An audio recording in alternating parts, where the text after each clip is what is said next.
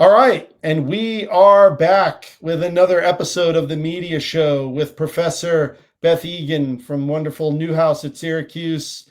I am your co-host, Craig Pavia, from the beautiful confines here in Jersey City, New Jersey.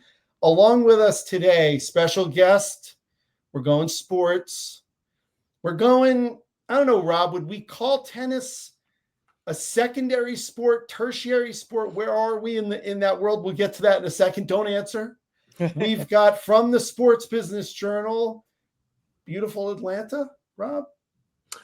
New York City, actually. New York City, Craig. We're based in Charlotte, but I'm one of our Charlotte, Manhattan crew. Manhattan crew, right over the I'm in river Lower from Manhattan. me, right over the river from me in Jersey probably City. see each other if you look out the window.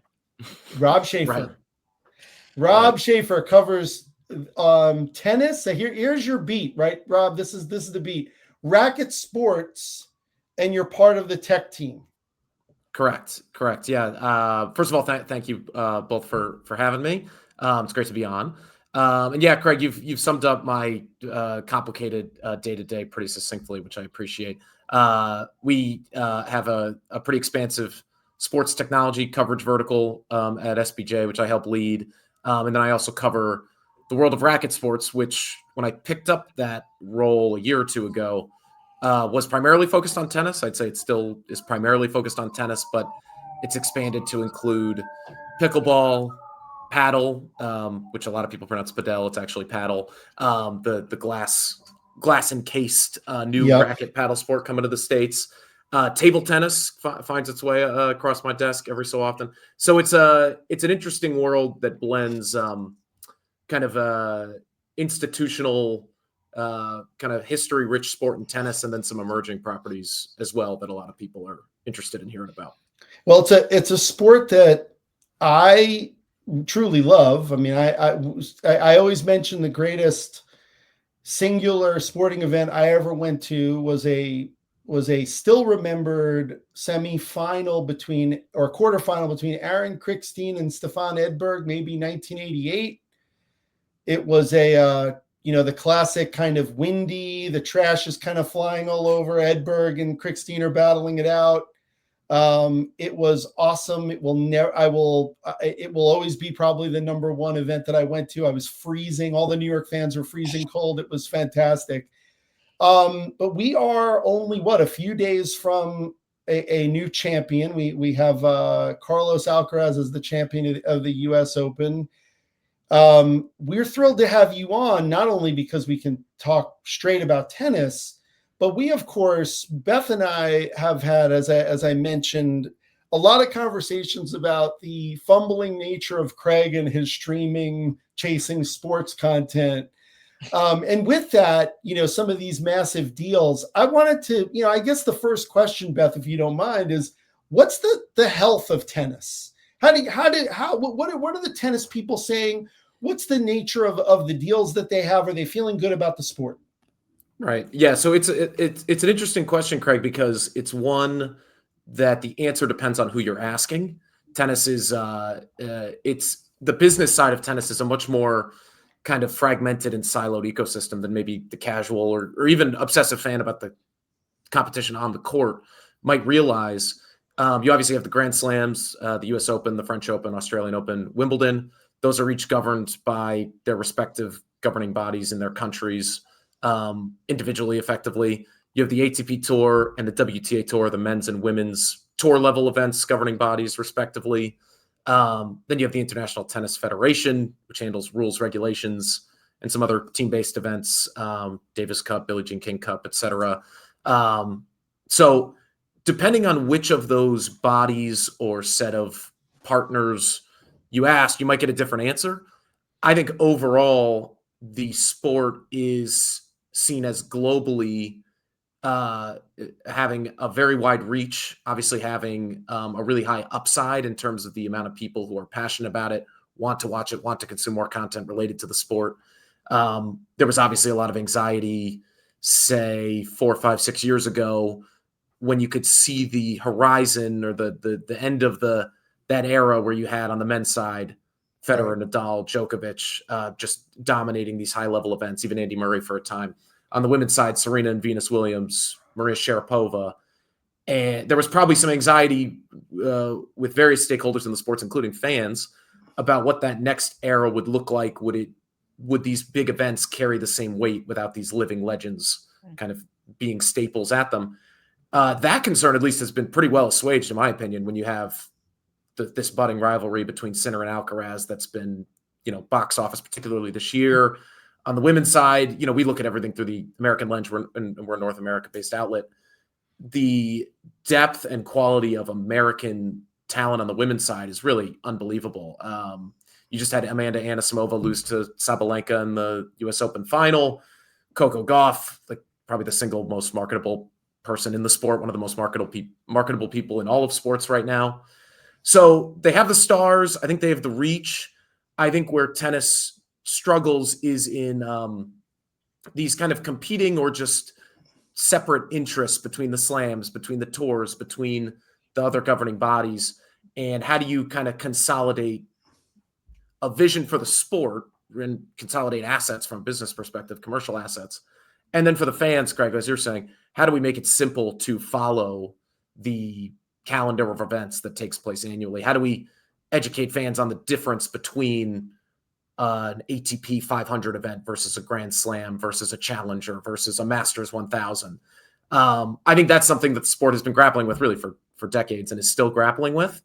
But overall, you'd have to be happy with the kind of names headlining the sport right now, the top line reach of the sport. I mean, we should mention the U.S. Open final on ESPN.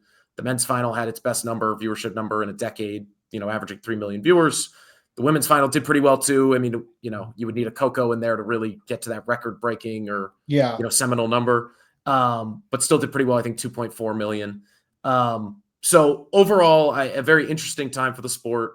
On the top line, I think you could see the potential, but then depending on who you ask, I do think there are areas they could still grow from a fan acquisition and simplicity standpoint. Well, I think the answer to that question is a Netflix series, right?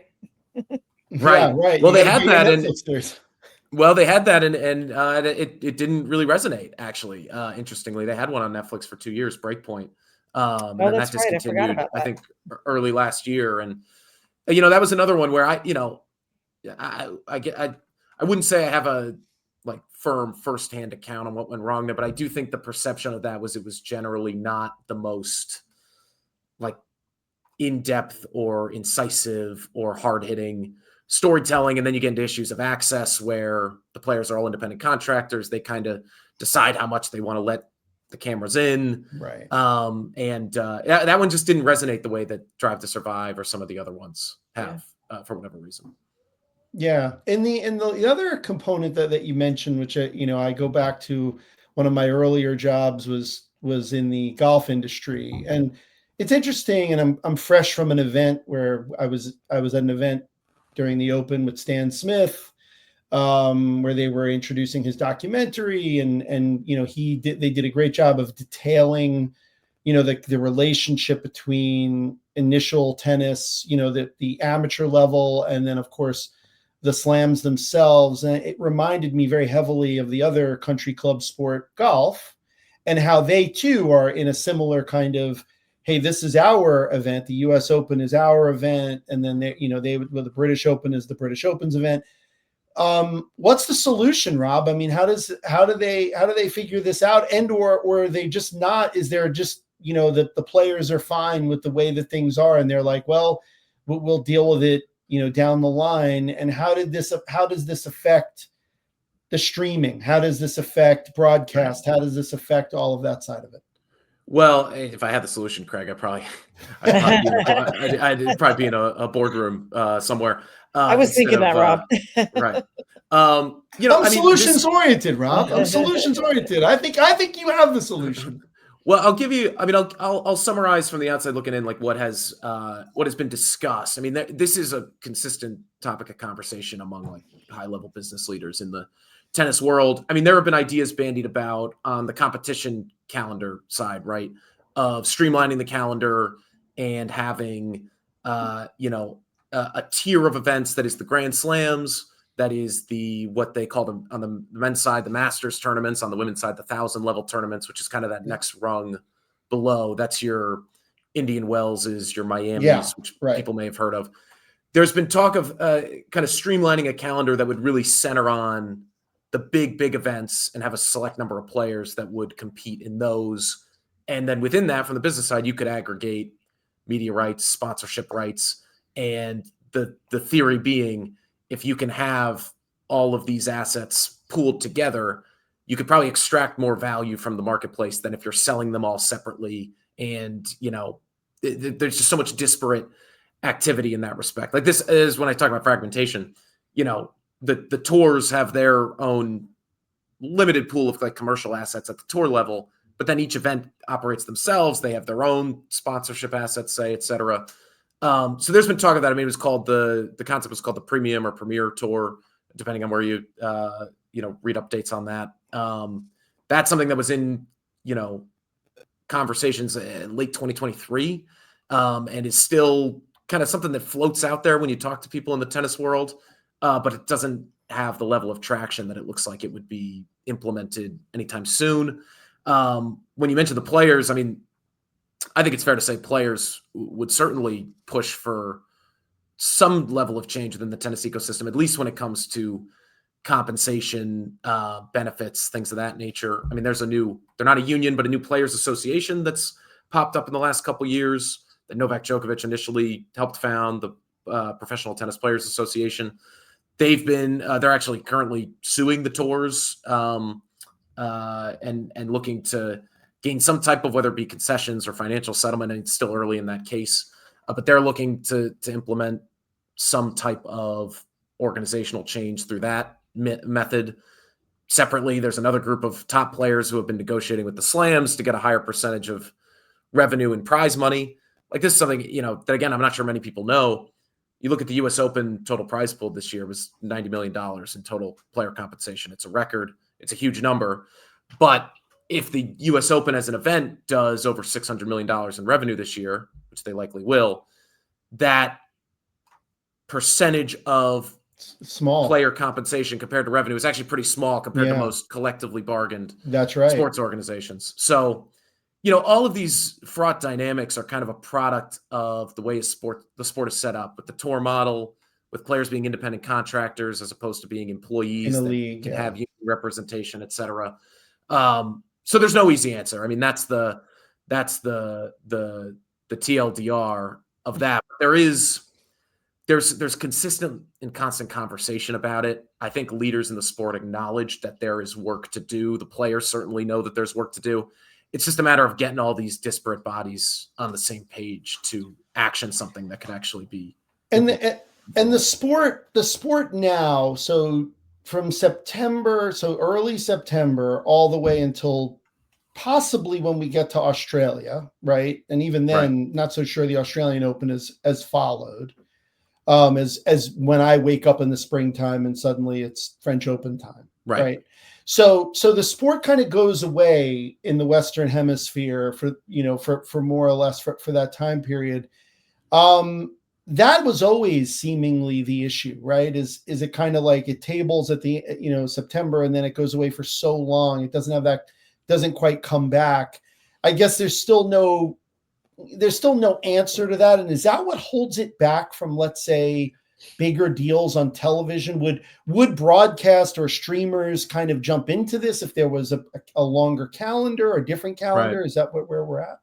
That's an interesting point, because and we're talking specifically through the U.S. lens, right? It's that double-edged sword, where tennis's greatest strength, the global nature of it, the always-on nature of it, where I'm a Tennis Channel subscriber, I could turn on Tennis Channel at almost any waking hour, and there's an event going on somewhere. It's just a matter of what level it is.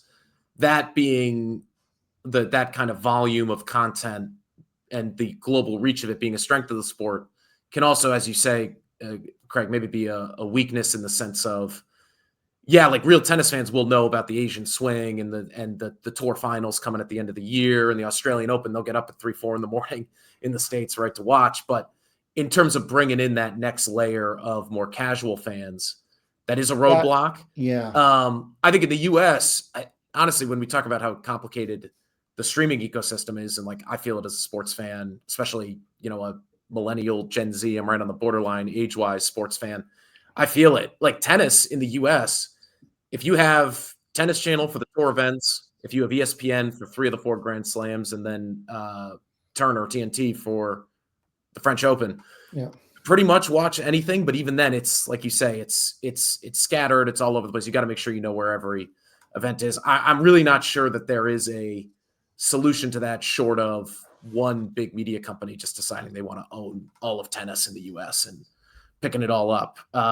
Which I think ESPN is about as close as you're going to get to that with having 3 of the 4. Yeah, I was just going to say, I mean, even the US Open, you got bounced around, and granted it was all Right. on Disney properties, but as someone who just has it on in the back, well, not on the background, but has it on continuously, I turn around and I was like, where is it now? Why am I watching this crazy show? Because I just had a tennis match on. So even that is a little off-putting, even when it's on the same. Now, is that, and to that point, Rob, is that are the players sensitive to that, or are they just, I'm showing up to my event, or is it the tour itself? I mean, the people who run the USTA, are they the ones who are like, man, we got to get a handle on this, so that, sure, the ravenous fan, I mean, look, I'll just use my experience in cycling, right? A ravenous fan like me in cycling is gonna figure it out, but my brother and and his wife, who are casual Tour de France fans, thanks to the Netflix show, are, there's no way that they're going to figure out where the Tour of Spain is. They no shot, even though it's on the same Peacock feed, right? Like it's just this weird kind of dynamic with these. I don't want to, again, I'm not saying tennis is a small sport. It's a massive sport. And you just mentioned obviously the numbers are there. I mean, people know who these guys are. I mean, Alcaraz got that haircut. It was a big story, right? I mean, you don't see that in other sports, right? You have to go to the NBA to get that. So in that regard, it's a massive sport. But then on the flip side, I feel like you mentioned Miami and Indian Wells and Cincinnati, and it's like, where are these things? Can I watch that? Is there any shot that I'm going to ever see this thing again? Because I used to watch that, but now it's walled off, right? Well, it's on tennis. It's on Tennis Channel, but they in the US have all the basically all the major tour events there. Oh, sorry, go ahead. Yeah, I actually have a question on that. Do you know, like, what is the percentage? Sorry, we have another guest on the show here. Say hi, Murphy. Do you happen to know what percentage of people who play tennis versus watch tennis? Right. I don't have that number handy. I mean, you see, I want to say, I would have to look at the latest SFIA report. The USDA has set a goal. They've been very public about it, that they want to contribute to growing the playing population of tennis players in the U.S. to 35 million people by 2035. I believe they're in the mid to high 20s right now. I hope I'm not getting that wrong off the top of my head. But it's an interesting point in terms, and we'll get to when we talk pickleball, is like, how much does participation then influence like that trickle up effect, right? Where you then become a fan of the sport on the pro level. I don't know. But because there's so many millions of fans globally, I would think there would be a correlation there. Yeah. Well, and the reason I ask is, I kind of, from an advertiser's perspective, tennis for me was always kind of similar to what Twitter was for me in terms of it was never going to be a must buy for me unless it was within that vertical. If you're looking at a tennis audience, you're most likely an upscale brand. I guess one advantage tennis has over other sports is I think the male-female interest is more equal than in some other sports. But other than that, I can find those people in plenty other places. So, I think it's sort of that catch-22 or chicken and egg argument. You've got to get the audience that's purposeful enough to be, as an advertiser, that interested in choosing tennis over golf, say. Right. Yeah, no, that's That's a good point, Beth. Because the interesting thing about tennis is it does in at times have that cultural transcendence to it, where you see the fashion crossover, as you mentioned, kind of that the upscale luxury brand crossover. But what is its differentiator from other country club sports? Effectively, we were talking about golf earlier. That's probably another thing that that these events and these organizing bodies are solving for on the fly. I will say the U.S. Open, which is right in our backyard, I mean, that event is just a monster, and it's the differentiator is the market, the hospitality, like the deal making that goes on there, even just from a corporate perspective. Where else can you get caviar covered chicken? Right. Just want to throw that out there. The food alone. Well, did you get the caviar covered chicken, Craig? Because I didn't meet a single person in 3 weeks who actually got it. So I did. I know somebody who had it, said it was unfreaking believable. I'm sure. You used a word we're not allowed to use on this program. But also, I want to just say this again. Smart tennis people go to middle Saturday of the U.S. Open, right? I mean, that is a bonanza of tennis. You're going to get virtually everything this year.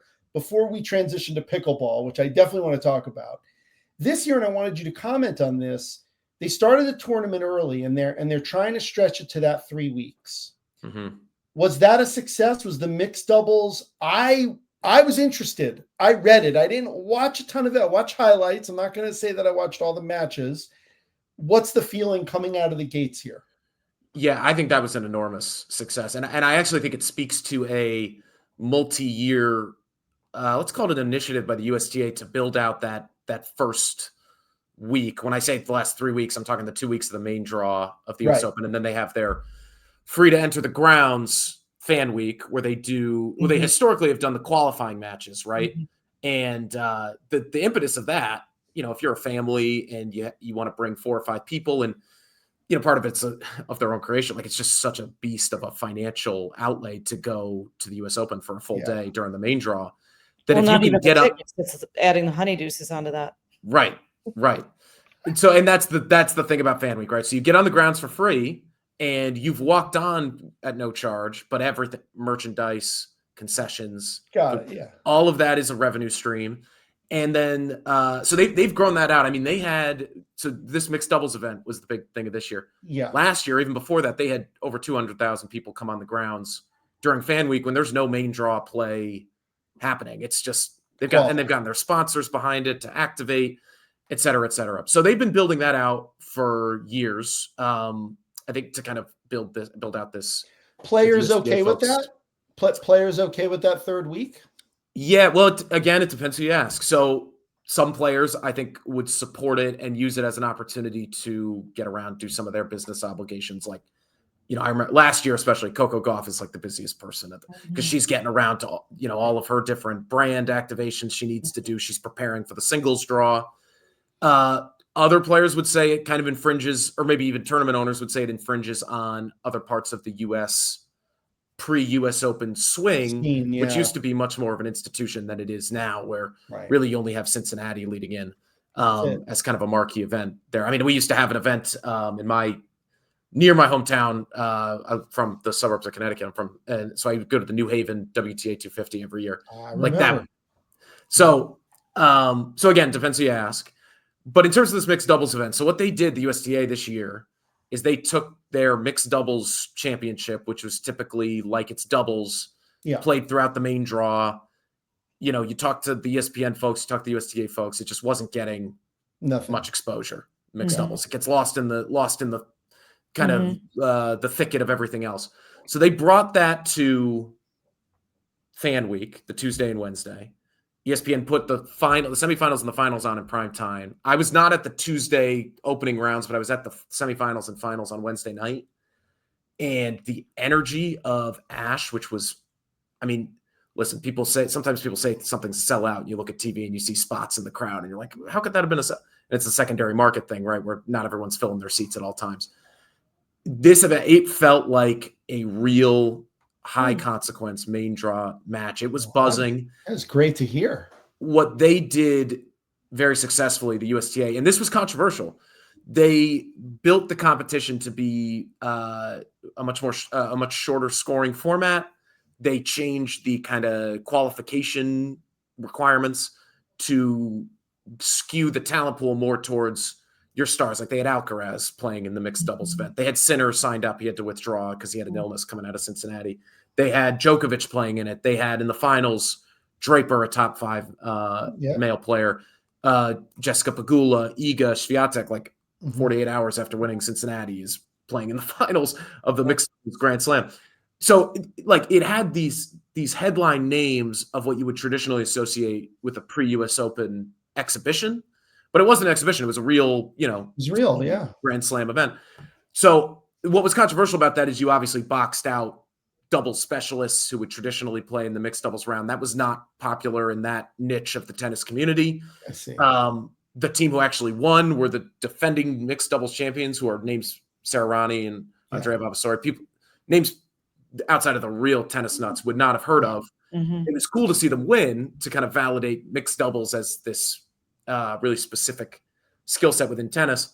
But the event itself, I think, it gave a huge lift to Fan Week and gave doubles and mixed doubles especially an exposure it would not have gotten otherwise.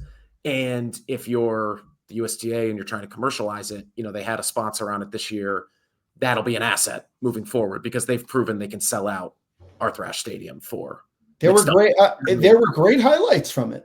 There was camaraderie, there was laughter, there was like intense competition. They were at the net, obviously doubles you're going to play at the net. There's a lot of great stuff going on there. I thought it was, I didn't, again, I'll be clear, I didn't watch every minute of it, but I watched enough to be like, wow, this actually surprised me a little bit. I wasn't quite prepared for it, but here's the question, and we're going to transition and prepare for pickleball. Well, before we do that, I just want to make one comment related to the future, as you were talking about it earlier, Rob. I've been to pretty much every single U.S. Open since 1993. I got a lot of U.S. Open paraphernalia. This year was the first year I got more questions and comments when I would walk out with, whether it's my U.S. Open hat or my shirt or whatever, asking, did you go? I've always wanted to go. I haven't been in years, whatever. It was really remarkable. It was a remarkable difference. So it just, to me, felt like a lot more awareness around what was happening and interest in what was happening. And as you pointed out, some of that did translate through to ratings. And I'll point out too on that, this tailwind, and this is not to say that they don't do a great job at the U.S. Open, the organizers, because they do. Yeah. But the tailwind post-COVID of live events and the explosion in that space, like they are absolutely a huge benefactor of that. And if you look at, they're a nonprofit, publicly available financials every year. The USTA, like you look at their financials around that event, and revenue has just exploded since they took that big hit in 2020 when they staged the event without fans. Obviously, that's a huge hit to their revenue. So you see it in every metric there. It's really a great event. The one drawback to it is, the affordability question of, can the types of people who have always historically gone to those events afford to go and have the type of experience that they've grown accustomed to?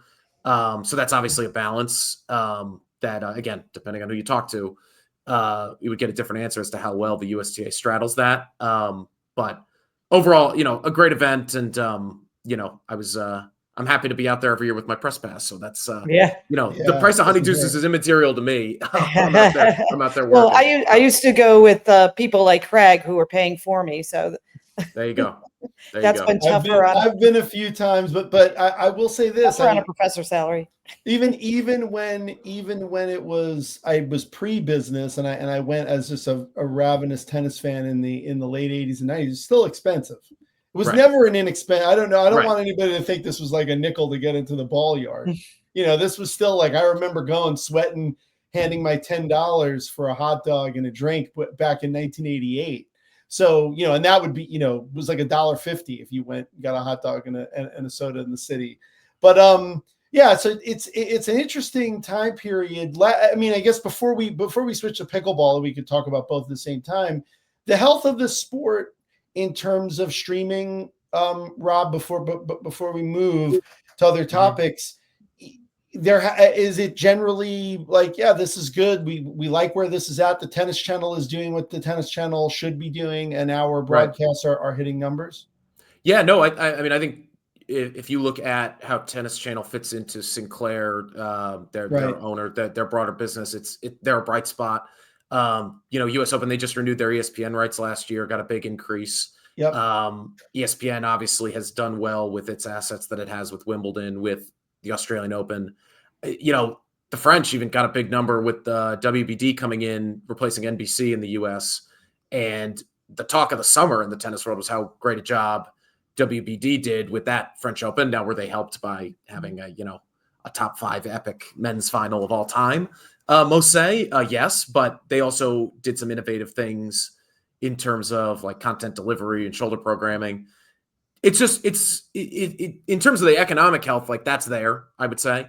Mm-hmm. The challenge is what you've been talking about all along, Craig. It's the through line of the conversation is how do you simplify? How do you deliver it to people in a way that's effective and resonant and allows people who want to tune in and watch the sport and be fans to do it in a simple way? Streaming platforms, I think, are a unique opportunity for tennis because there's so much tonnage of like, you have the French Open, for example. ESPN will do this too with the US Open, especially with their new D2C app that they're all in on. Like, if you obviously have to pick and choose which premium matches you're going to put on your linear air, but during the French Open with Max, I'm a Max subscriber. I can open Max and I can turn on any match on any court I want at any time. Yeah, it was great. Even doubles and some of the lower seeded players. So that's the opportunity of streaming. I think when it comes to tennis, the challenge is making sure that is all simple enough for the regular person to do without so much consternation that it takes away from your viewing experience. All right. So Professor Egan, I want to move to the pickleball world. Are we good to go? Oh my God, my favorite topic. I'm ready. This is the players bringing the sport up into the lexicon. Rob is in the middle of this. Rob, tell us about pickleball. I will lead you with this. I have been like chided by real tennis players who've played with me in the past. Oh, Craig, you're not playing pickleball, are you? Like that kind of thing. And as I mentioned, I ended up in a hotel room in Vegas, and I've got Andre Agassi leading the charge on an event at the Mandalay, I believe, and whatever else going on. Like one of my clients is working with is it 2 pickleball leagues? I'm not exactly sure how this is working. Yeah, this is the joke. I mean, it can apply to tennis too, but that goes around the pickleball world is like this alphabet soup of acronyms and different leagues and things that are popping up. So yeah, the 2 leagues I think that you're referencing, Craig, are the PPA Tour and Major League Pickleball MLP, which are 2 formerly distinct pickleball properties that merged under one holding company called the United Pickleball Association. And so those leagues kind of complement with an E each other in the sense of the PPA Tour being that model that you might be familiar to folks from following tennis of singles, doubles, men's and women's. And then you have MLP, which is team-based. They have drafts every year. They put teams together. They do weekend events. So and then there's another tour called the APP that is a separate competitor of them. You have USA Pickleball, which is kind of the national governing body of pickleball in the States. Rules, regulations, set those, run a slate of events, etc. So it's another, I mean, except it's much more nascent than tennis. It's another complicated, siloed universe pro pickleball is. And it's interesting. And then you have the case of pickleball as a participation sport where you have, people say 40, 50 million people playing. And there's, huge business to be done in the facility space, in equipment, in apparel. So it's a really rapidly growing, but interesting business. It's not the same grassroots. It's not the same manufacturers either, right? It's not tennis is not dominating. No. I mean, you have some overlap. Like you have, I think a Wilson would be someone who would cross over to both. But then there are a lot of pickleball endemics. Your Yolas, Selkirk, et cetera. So and those, even like a Selkirk, is in the media space a little bit and has a streaming service. So it's this interesting. It's almost, I mean, it's not the same sport as tennis at all, but it's interesting when you take a model that is similar in some ways, but then you put it in startup mode and you see kind of how they approach all these opportunities when it comes to media rights and putting on events and things like that. Is pickleball uniquely an American sport, or are we, so it starts here, and is it going around the world? What's the story? I hope not. Well, sorry, Beth. Sorry, Beth. You see the pro leagues trying to expand internationally. 100%. Okay. There are pickleball associations in other countries. The APP recently launched kind of something of a tour, a consolidated calendar where they've partnered with a lot of global pickleball organizations to allow their players to play around the world in different events. The UPA has a presence, I believe, in Australia and Asia. They run some events over there or license some events over there. But I mean, the U.S. is by far the hottest pickleball market That's in the world. because Hold on. sports people on the planet. Hold on. I just want to throw something out there. So that 40 million participation number, that's roughly North America, right? This is North American, U.S. So yes. Participation's bigger than tennis. Yeah. So I'm not the methodology expert. Here's the thing: is like, what is a participant? Is that I've played twice on the weekend? Yeah. I don't really know. Honestly, these are the numbers that are bandied about. But this is the advantage of pickleball on the grassroots level, is the accessibility of it. The courts are smaller. They're popping up more and more. Anybody can get on and play. And there's a level of, there's an ability to play with people at all levels, all within the same match that maybe you don't have in tennis. Like if I go out, I played tennis growing up. I was never a good player or a great player by any means, like to play at a high level, but I still play recreationally. If I go out and try to play with someone who's never picked up a tennis racket before, we're not gonna have much fun. No. Pickleball, you could this is what some people roll their eyes at about pickleball, but it's also an advantage. You can pick up a paddle and within 10 or 15 minutes, we can be dinking the ball back and forth, and it's fun and it's social, and you can have a good time doing that. And in the reverse of tennis, it's the doubles, right? That's kind of the feature, or is it single? I would say so. Yeah. I would say so. I mean, they're in all these events, they weave singles and doubles together. Right. But this is similar to tennis, where tennis people will tell you doubles should get more exposure because that's how the majority of people, like adults, play tennis recreationally. You play doubles. Pickleball, that principle applies there as well. People roll their eyes at me too, Craig. I do play pickleball because I enjoy it, and I play with certain people. I'll play singles because it's a little bit more what's the word? Kind of dynamic, athletically. But definitely the majority of the time, I think you're playing. And is the doubles game going to be leading this in terms of media? Like if Beth and I were sitting here in 5 years and we're planning we're going to sponsor pickleball event, is doubles going to be the bigger event, or is it going to eventually turn to singles? That's an interesting question. So with the team league, Major League Pickleball, they weave singles and doubles like into the same event. So you wouldn't really separate them. If that makes sense. So kind of like a Davis Cup where it's points based. Right. Yeah. Okay. Right. So at PPA, I mean, during the weekend events, I think they cover both. So that's something I don't know. This is a question I'll ask. I mean, if you ask the people strategizing the media future of pickleball, would they be split out? I don't think they're thinking of it right now as split out. I think they're kind of a joint. Yeah. I think it's all one kind of product, the singles and doubles. And what's attendance been like? What are they doing in terms of the sport? I saw some online videos, and there was it's smaller place, but it's packed. The thing was packed. Right. So, and that's the thing, right? These venues are a lot of times, there's no Arthur Ashe Stadium of pickleball where you have one set infrastructure. So I'll give you an example, like because they do these weekend events, right? I was at an event in New York City that Major League Pickleball did in Central Park at City Pickle, which is one of the big the facility players in that space. And I think I want to say the capacity between GA and VIP was like a little over 1,000 a day, maybe mid thousands a day. Then you multiply that by 3 or 4. So it's a few thousand. I mean, it's again, nascent, small, smaller, certainly. And you get folks out there and, there are big name sponsors attached to certain properties and events. They activate around events.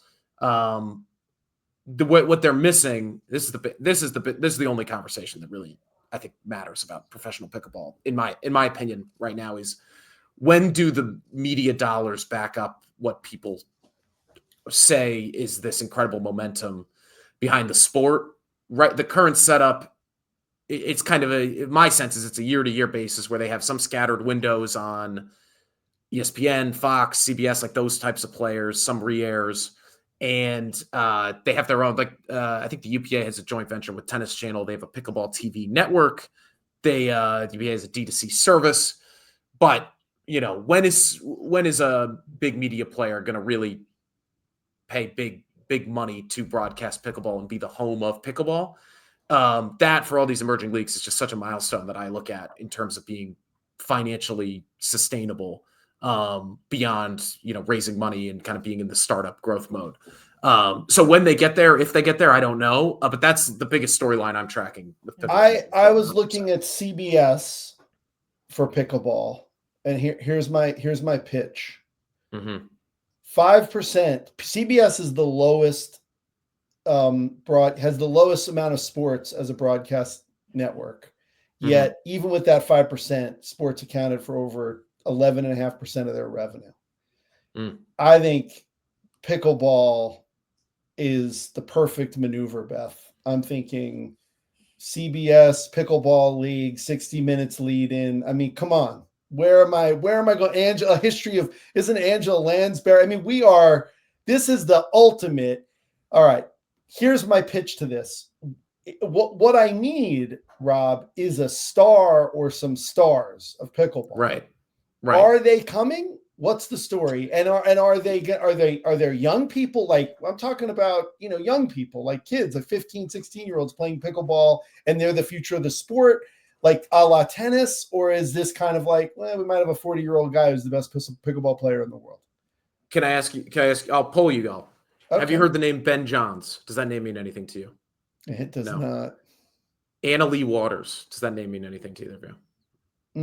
That might, because maybe I read something. Maybe that's all. She was at the ESPYs this year. That was a big moment in the pickleball world. She was the first pickleball player to be at the ESPYs. So I've just named for you the two marquee. I won't even name I had more. I'm not name them because you didn't know the two. No way we're gonna. Yeah. We're failing this exam, so abort. Well, it's not. I think it's more of a. I think pickleball is the one being tested there, not you all as much. Yeah. So yes, there are stars relative to people who follow pickleball or who maybe even follow just the sports business and keep an eye on it. No, there are not stars yet who have transcended sport in the way that you probably need to really be that rising tide for an entire property or really an entire sport, as kind of a television product. But to answer your question, Craig, on the demographics of the players, if I go on into some more names like your Gabe Tardios or, there are more people like that. Yes, these players actually are coming up. Like Anna Lee Waters, I is either in her late teens or early 20s, 19 or 20. I can't remember exactly.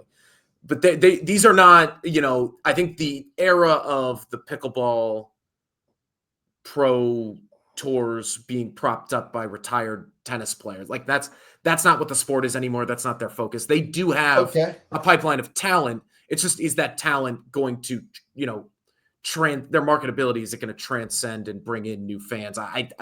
I can't say with confidence that that's happening. So Andre Agassi is not going to be the number one pickleball player. No. Okay. I think he played in one event this year that got a lot of press, but it actually wasn't even related to any of the leagues that we're talking about here. Yeah. And then you, when you joined us, we talked a little bit about table tennis. Yeah. What's the health of that sport? I actually find myself watching that late at night occasionally, and I find it very entertaining. Which league are you watching, Craig? I don't know which league I'm watching. Yeah, it's just one of those things that will end up. I'm the type of person, just so you both know, that watches Nick Kyrgios hit tennis balls, and I'm perfectly happy to do that, whether he's retired or not. So in that regard, I'll watch a little table tennis. I have a fun fact. I actually used to know a professional German table tennis player. Mm. Oh, this is going to be interesting. There's a little Forrest Gump action here. All right, let's go. So in that sport, in these racket sports overall, other than pickleball, is this something we could be looking at? I mean, these streamers, Rob, are desperate for content that works, right? And is inexpensive, and they can put on. I'm gonna go out and I'm gonna say it right now. We're gonna have a lot more pickleball on TV, on our video screens. I keep saying TV in the next couple of years, because they simply won't. There's scripted television. I have a stat here. I mean, they're canceling more scripted television. Right. It's either that or WWE. Right. So what are we, I think pickleball has a spot. I think table tennis has a spot. Dare I say Major League Lacrosse might have a spot finally. Another U.S. cricket. We need more cricket. Cricket. Well, the third racket or paddle sport I would think of, this is no shade to table tennis, would be paddle / padel, however you pronounce it, or however you personally pronounce it. Because they, in terms of health, I mean, for that sport especially, it's far too early to assess like the health of it in the States, because it's just now coming over. Right. But this is a sport, paddle, that was very popular in Spain, and that is much more of a global sport coming to the U.S. than pickleball, which we are trying to export, I would say, to other countries more so. There's a newish paddle league in the States that's I think in its second season. And that's an interesting sport. I mean, that is when you talk about like niche, affluent demographics. I only know even at the facilities level, it's a high barrier for entry, or it's a high price point to get into that sport at a participation level. Does that make it a good business if you can effectively target that, 0.1% niche? Yeah. Maybe. We'll see. It's, facilities are popping up more and more. But that is a sport that, like, if you go and look up, like you're saying, Craig, you find yourself late at night, go look up paddle highlights on YouTube, and it's fun to watch. It's fun to watch. It's just now coming to the States. Is there room for it in the media attention economy outside of tennis, pickleball, which people know a little bit better? I don't know. It'll be interesting to see. But that is actually the third racket or paddle sport I think of after tennis and pickleball in terms of what is worth keeping an eye on in the U.S. market. All right. Well, I like that. Lastly, Rob, you are part of the team at the SBJ who's involved in tech, and Professor Egan and I are deep into AI. We recently had a really interesting conversation with another tech-heavy guy who mentioned entrepreneurship as, the future with AI. We talk a lot about AI. Our business has been touching algorithms and AI for a long, long time. It's relatively new to sports, but Beth and I have talked about, the way things that could happen. Anything that you would say? I mean, I know, it's new, but anything coming, anything interesting in the world of artificial intelligence in the racket side of the sports world, or any part of the sports world that you're seeing? Yeah, well, I think the subset of artificial intelligence that would be the most applicable, at least in kind of the public-facing way, to racket sports is electronic line calling, right? I mean, if you consider the computer vision-based technology that is underpinning that, AI, I mean, that's really been around for 2 decades, which is 20 years, but it's just now this year been implemented widely at the tour level at all these big events where you don't see line judges in Cincinnati or Indian Wells or those big events anymore. You don't see line judges at Wimbledon. That was a big change this year. The U.S. Open has been without them for a few years. Australian Open has been without them for a few years. French Open's still holding out. That's like the last major tennis event that doesn't have the ELT system. Right. Well, and and even beyond that, there was there's always been there's a difference in honing this technology for different surfaces, right? And clay has always been they call it a live surface because of the dust popping up and things like that. But that's been solved for. They now have it at the tour level clay court events.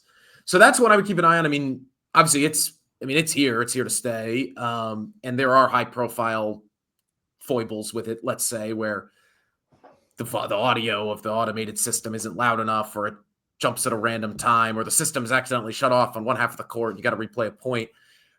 My sense is that those moments do not add up to cumulative being less accurate or reliable than the human eye, which, there are plenty of controversies we could list from tennis history of, line judges getting things wrong and that being a pain point for players and fans. And, another undercurrent to this whole thing, sports betting proliferating more and more. You have to be standardized. I mean, watch for this. The next 2 years, there will be electronic line calling in pro pickleball, 100%. Now, will it be Hawkeye that will be that level of vendor? Like, I'm not sure about that, but they have a vendor that they've been working with. We did a story on this a month or two ago that has worked with the USTA on kind of like junior level events that is helping them with that. So that electronic line calling as a means to standardize officiating is a big trend in racket sports that I think will continue, staying on the computer vision theme, kind of motion technique analysis, things like that. There's a lot of startups in that space that are interesting, and whether that be B2B, putting cameras on courts in recreational tennis facilities, or D2C, like an app that you can set your phone up and analyze your motion and get your AI coaching. That's a space that I'm watching as well. But AI in the broader sports industry, I mean, it's interesting. A lot, people don't realize this because you go to a sports game and these athletes are larger than life and the experience is otherworldly. But these teams and leagues, they're companies. They're corporations. So a lot of the AI progress that we've reported on as a business to business outlet has been more productivity gains kind of internally. And those are not dissimilar from, anything that you'll see at any other sector, which is kind of helping streamline operations like market research or, automating sales pipeline processes, things like that. Yeah. So those are the things we have an eye on. I would say like the buzzword of this year for me has been agentic AI. Like, how do sports teams, do you leverage that for whether it be concierge services or doing internal research, things like that? That's something that I know a lot of teams and leagues have their eye on to develop as well. I actually have a prediction I'd love your point of view on, and my colleagues at Newhouse will not want to hear this because it'll destroy much of our business. But it came from, I was at a conference a couple of years ago where the NHL, someone from the NHL was there, and I thought it was a really interesting point he was making. Part of the problem the NHL has is similar to what we've been talking about. Ice time is hard to find, hard to fund. The equipment, it's a very expensive sport. And just from a participation standpoint, even if you're interested in hockey, very hard to get to access. So one of their ways in is through gaming. If they can get the kids interested just from a pure gaming perspective. So sort of through that lens, they've equipped players with all sorts of sensors and, electronics that can capture their movement so that they can translate that well into the game and make the game more lifelike. Well, now we've got all these sensors on the players' sweaters, and we've got this huge database of statistics going back for years. What better to elevate the play-by-play announcements than to use AI? So my prediction is that AI is going to start to replace traditional play-by-play.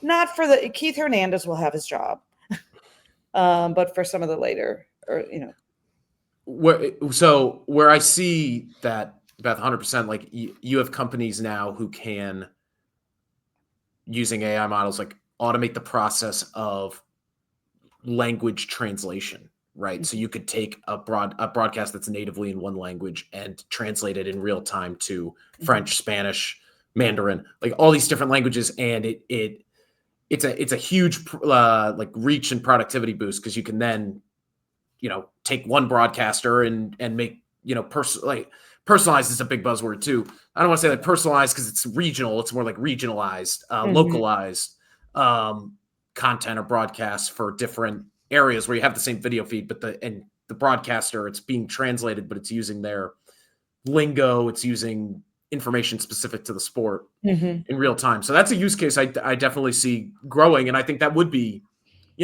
if you wanted to have a broadcast in French, typically you'd have to hire a French broadcaster. Now you might not have to do that. You even have, things like this isn't replacing a broadcaster, but one of the big AI in sports stories last year was what NBC did around the Olympics with the Al Michaels AI voice recreation for their highlight packages on Peacock. Was that replacing a broadcaster? I'm not necessarily. But what I think is interesting in that space is and this is something that's a gray area across all these different AI topics, is how do we work out the legality and the rights of, once you've repurposed someone's voice for X, do you own that person's vocal intonation and so going forward? So that's, if I was a play-by-play broadcaster, that would be extremely top of mind for me. The way that as a writer, what's extremely top of mind is everyone migrating away from traditional search engines to large language models, and how do we replace that traffic? So that is certainly top of mind for me too. I don't know if I have a prediction for it. I like the way you couched your prediction though, because I never think, there's always going to be a market for Mike Breen or Brian Anderson, who I think is great for TNT. Like that, those types of big names, that the native broadcasting is always going to have that human touch to it. But, do we erode the middle and kind of developmental class of broadcasters by saying, you know what, it's just cheaper and easier to automate this? I hope not, because I think at that point you're starting to lose the plot of what sports is, which is entertainment. And it's not necessarily supposed to be this ruthlessly optimized in every area. Like there should be some creative and human touch to a lot of these things. Like at that point, let's just automate the games. Let's just watch. Let me just wake up in the morning and I'll get an ESPN notification of my Yankees simulation from last night. And the Knicks still wouldn't win the championship, even in the esports world. And I cannot live. I'm gonna just say this to you both. Without my Walt Clyde Frazier, I don't know. We need to AI him, because I need Walt in my life, and I'm fearing. I think this is his last go around. I just have intuition on that. I want to say two things. Number one, Rob, thank you for the generous amount of time that you spent with us. I know it was ambitious to have kind of 3 topics.